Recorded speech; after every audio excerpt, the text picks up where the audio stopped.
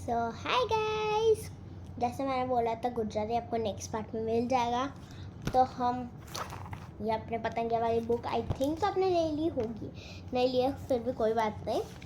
हमें स्टार्ट करना था दादा से, पेज नंबर 50 ये रहा वो दादा का कॉलम। ये मैंने बोला था ना हम दादा का कॉलम कल करेंगे नेक्स्ट पार्ट में। तो चलो, दादा का नाम है माणिक दादा। माणिक, उम्र 70, जन्म स्थान मालसर। मालसर में वो बॉर्न हुए थे। आँखों का रंग कत्थई। कत्थई मीन्स ब्राउन। उनके आईज का कलर ब्राउन है, ब्राउन। वाળનો रंग सफ़ेद, वाइट एवरीवन नोस। फिर भणतर M.Com LLB। M.Com LLB, दादी से भी वो तो बड़े निकले। आवड़ती भाषा गुजराती, अंग्रेजी, हिंदी और संस्कृत। व्यवसाय वकील, दादा तो वकील बनकर निकल गए। शौक क्रिकेट, बागकाम, वार्ता लखवी। मतलब क्रिकेट तो सबको पता है, बागकाम मीन्स गार्डनिंग दादी जैसा ही, और वार्ता लखवी मतलब पोएम, पोएट्री।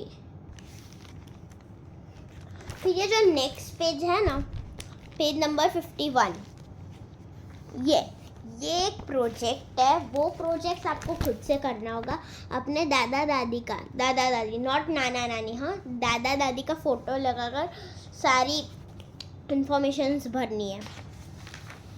फिर ये फैमिली ट्री तो मैं अभी नहीं कराऊंगी, बाद में कराऊंगी। पहले ये कंप्लीट दी सेंटेंसेस करते हैं। ये वाला उसमें लिखा है चुनमुन नो भाई तेनाथी डैश હતો। अब बताओ आंसर। चुनमुन का भाई उससे चुनमुन नो भाई तेनाथी डैश હતો। મોટો કે નાનો? નાનો। ચુનમુનનો ભાઈ તો નાનો હતો। ચુનમુનના બા અને દાદા ડેશમાં રહે છે। એમના જોડે કે ગામમાં રહે છે। ચુનમુનના ચુનમુન ડેશ કુટુંબ કહેવાય। ચુનમુનનું ડેશ કુટુંબ કહેવાય એટલે ચુનમુનનું વિભક્ત ન્યુક્લિયર ફેમિલી। ડેશ ને મોટો ભાઈ અને નાની બેન છે। કોને?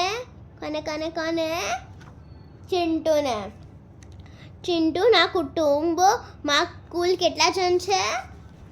બા, દાદા, મમ્મી, પાપા, મોટો ભાઈ, નાની બેન, કાકા, કાકી, એમનો દીકરો, એમની દીકરી અને એક ખુદ, 11 જણ। પછી છે ચિંટુના પાપા તેના કાકાથી ડેશ છે, મોટા। કીધું હતું ને આમાં કે એના કાકા એના પપ્પાથી નાના છે, मतलब એના પપ્પા એના કાકાથી મોટા જ થયા।